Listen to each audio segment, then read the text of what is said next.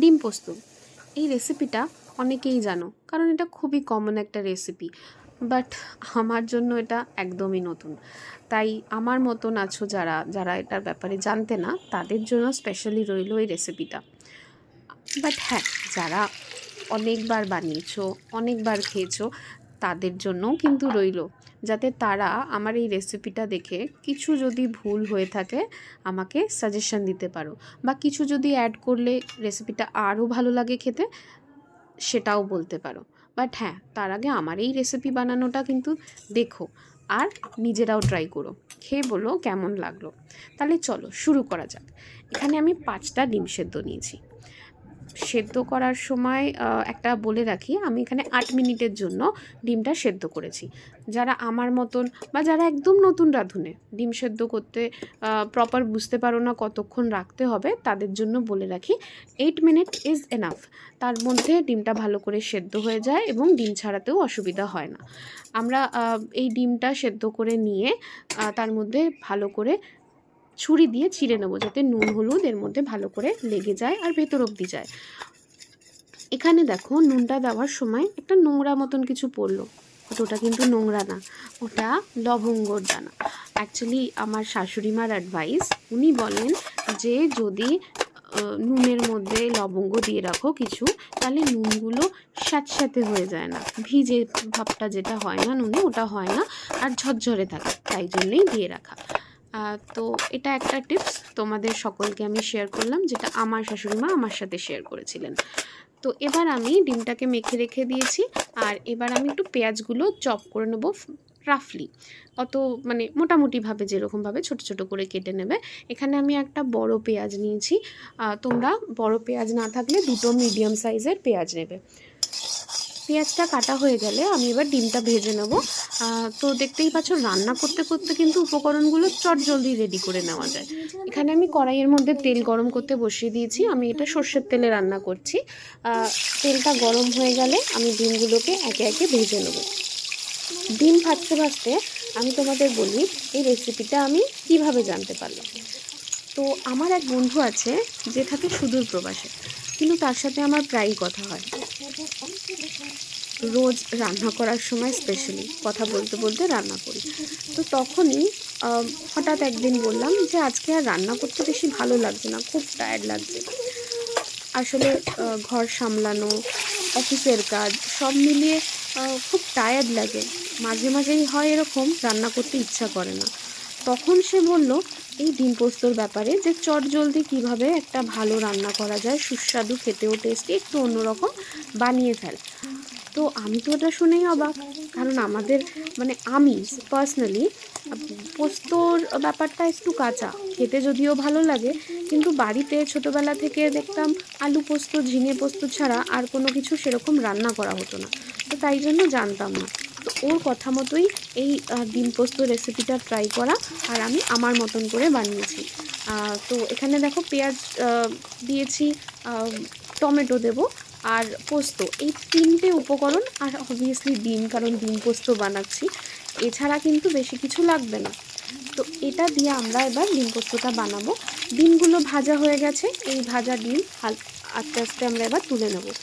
ডিমের সব কটা সাইডই দেখো ভালো করে ভেজে নিয়েছি। তো এবার একে একে তুলে নিচ্ছি, আর গ্যাসের ফ্লেমটাকে একটু লো করে নিয়েছি। এই ডিম ভাজা তেলেই আমি কিন্তু এবার পেঁয়াজ ভাজা দিয়ে দেবো। তার আগে আমি এখানে একটা লঙ্কা কুচি করে দিয়ে নিয়েছি।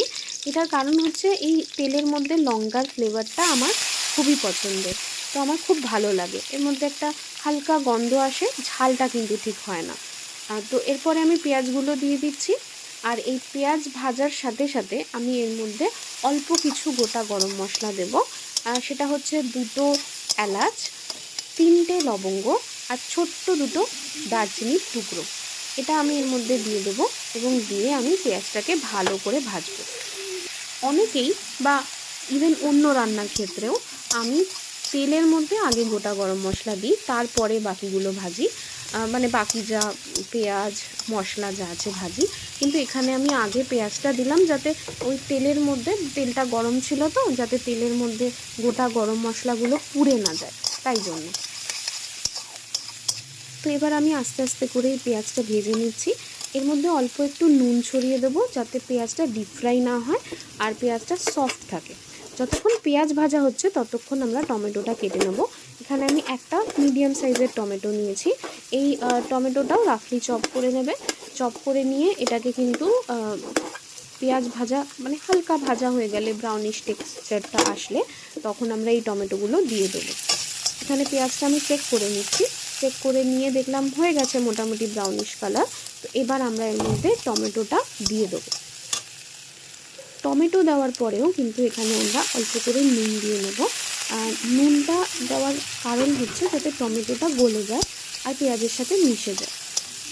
এখানে আমি অল্প অল্প করে বারে বারে নুন দিয়েছি স্বাদ অনুযায়ী। সেটা তোমাদেরও ক্ষেত্রে সেম বলবো, স্বাদ অনুযায়ী নুন দিও। ঝাল, নুন, মিষ্টি এগুলো কিন্তু নিজের স্বাদ অনুযায়ী হওয়া উচিত।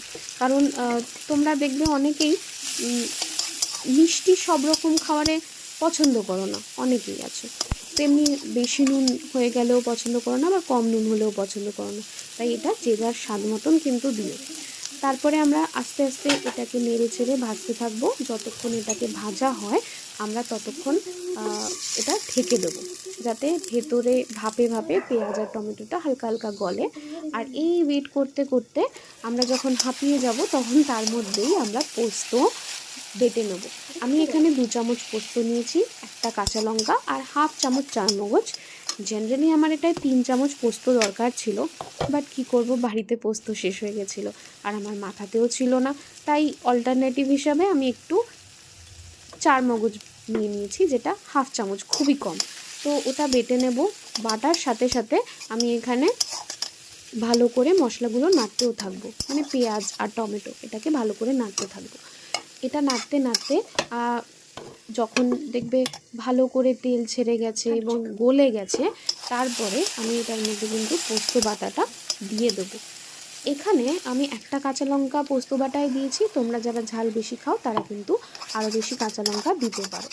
এখানে আমি ভালো করে পোস্ত বাটাটা ঢেলে নিলাম।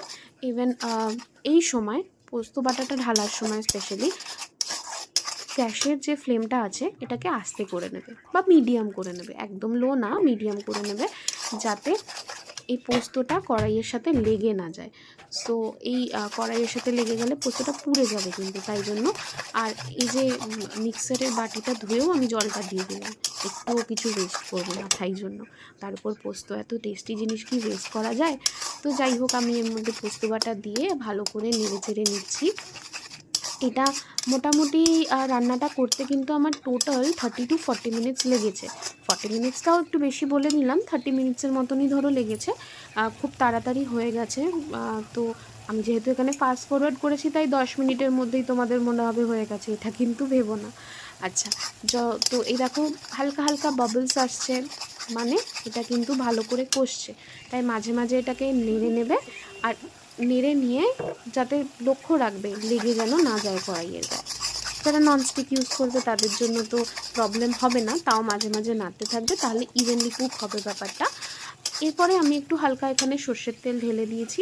সর্ষের তেলটা এখন দেওয়ার কারণ হলো, আমার সর্ষের তেল খেতে ভালো লাগলেও সর্ষের তেলের ঝাঁঝটা আমার অত সহ্য হয় না, আমার প্রবলেম হয়। তাই জন্য সর্ষের তেলটা আগে দিয়েছি যাতে ফ্লেভারটাও থাকে, আর কাঁচা তেলের একটা ফ্লেভার সেটাও আসে, আর এদিকে ঝাঁঝটাও না লাগে। এবার এর মধ্যে আমি একটু জল ঢেলে দিলাম। তোমরা যারা একটু ভাজা ভাজাভাবে ডিম পোস্ত খেতে চাও তারা কিন্তু আগেই ডিমটা দিয়ে ভাজা ভাজা করে তুলে নিতে পারো, বাট আমি একটু গ্রেভিতে খেতে পছন্দ করি, তাই জন্য মানে একটু ঝোল ঝোল মাখা মাখা থাকবে, তাই এর মধ্যে জল দিলাম আর একটু জল দিয়ে ফুটিয়ে নিলাম। আর এরপরে আমি এর মধ্যে একটু গরম মশলা গুঁড়ো নিয়ে নেবো। আমি এখানে অনলির গরম মশলা পাউডারটা ইউজ করেছি, বিকজ এটা লো সোডিয়াম থাকে, তাই জন্য হেলথের জন্য ভালো। Not promoting any brand, but আমার ভালো লাগে তাই তোমাদেরকেও জানালাম, তোমরাও ইউজ করতে পারো। আর ঘরে বাটা হলে তো অসাধারণ ব্যাপার, সেটার কোনো তুলনাই হয় না। So now my dim posto is ready to serve and it's very very yummy. তোমাদের সকলের জন্য রইল অনেক ভালোবাসা। Thank you.